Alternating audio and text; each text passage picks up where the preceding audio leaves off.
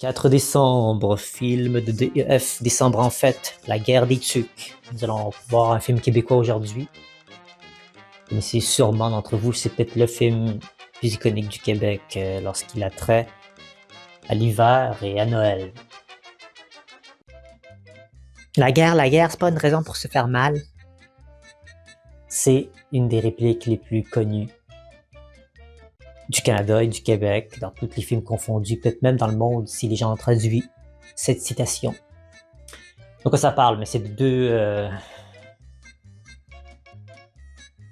deux groupes qui vont faire une bataille de neige, de boules de neige, puis ils se construisent des forts, puis ils se défient vraiment. On a vraiment l'expérience très crue de c'est quoi être dans raw experience, d'être dans l'hiver québécois, d'aller jouer dehors, de l'imagination, de la créativité des gens,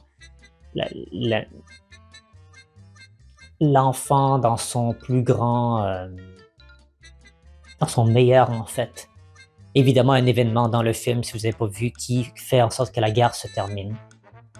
Lorsqu'ils se mettent tous d'accord que là, c'était assez, un événement est passé et il fallait absolument arrêter la guerre parce que ça pouvait.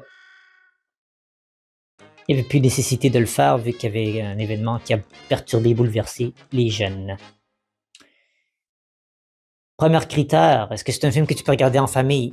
Oui. Oui, évidemment, ça se peut. Même, je pense que c'était une tradition au Québec. Je suis sûr qu'il y a plein de familles québécoises qui se sont réunies autour d'un feu à Noël ou au jour de l'an à regarder ce film-là sur une base régulière sur la guerre des tucs. Moi, j'avais jamais entendu parler j'avais souvent entendu parler de ce film, mais comme je l'avais jamais vu avant un long moment dans ma vie, quand je l'ai finalement vu, j'étais agréablement surpris. Ça m'a étonné. C'est pas tant la réalisation du film, c'est plutôt au niveau des constructions de neige que les jeunes avaient fait dans le film. C'est ça qui m'a vraiment, wow, ok, ils sont créatifs les jeunes. J'ai trouvé ça beau. Donc voilà, c'est un film à voir en famille. Deuxième critère, est-ce que je suis d'accord avec la note qui est donnée sur IMDb? Sur IMDb, on lui donne une note de 7 sur 10, 7.5 sur 10, excusez-moi, avec 2200 personnes, ce qui est pas mal comme note. Moi, je suis d'accord avec la note, parce que je mettrais plus ou moins. Et à côté nostalgique, il faut faire attention. Des fois, des gens qui sont trop happés par la nostalgie, puis disent « Ah, c'est un super bon film, c'est un des meilleurs films québécois du monde entier, puis tout. » Je sais pas si ça peut être considéré comme le meilleur film. Les invasions barbares, il y a Bon Cop, Bad Cop, le premier, il y a des films québécois comme les 7 jours du talion que j'ai parlé sur ma chaîne. Il n'y a pas plusieurs films québécois que je considère que they're more enjoyable. Puis des fois, certaines séries télévisées aussi sont très très bien écrites, justement. Il y avait la série Figures qui a vu il y a quelques années. Il y a aussi la série Empathie qui est sortie l'année dernière par Florence Lompré. Donc, je sais que les Québécois sont capables de très bien écrire. Mais voilà. Le film, je suis d'accord avec la note. Je ne mettrai pas nécessairement plus, je suis d'accord avec 7.5 sur 10. Troisième critère, les conseils. Est-ce que je le conseillerais à des amis, ce film? Et est-ce que ça a des leçons? Oui, c'est très clair. Il y a des bonnes leçons à apprendre dans ce film. Que la guerre est futile. Des fois, quand on peut s'entendre sur un point ensemble, c'est suffisant pour arrêter la guerre.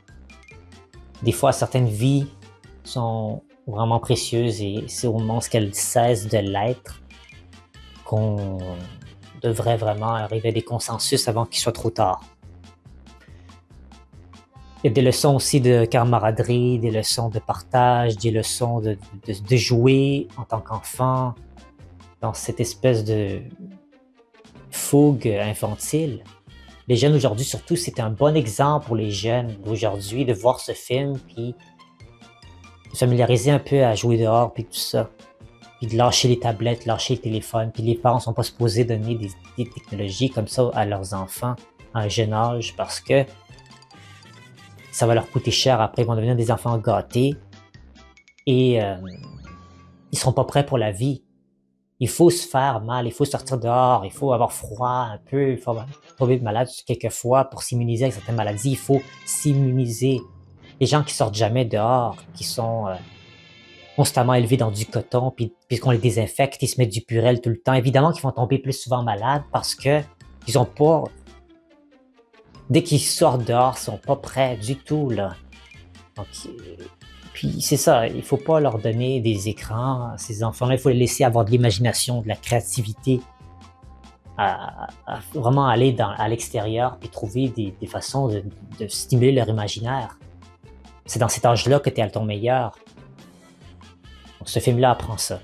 Et oui, est-ce que je le conseillerais à des gens? Oui, surtout des gens qui sont pas français, qui sont pas québécois. Des Français, des Belges, des Suisses, des Luxembourgeois et autres, même Américains qui aimeraient ça voir un peu le cinéma canadien-français. C'est un des films que je leur conseillerais à voir, surtout dans le temps des fêtes de Noël.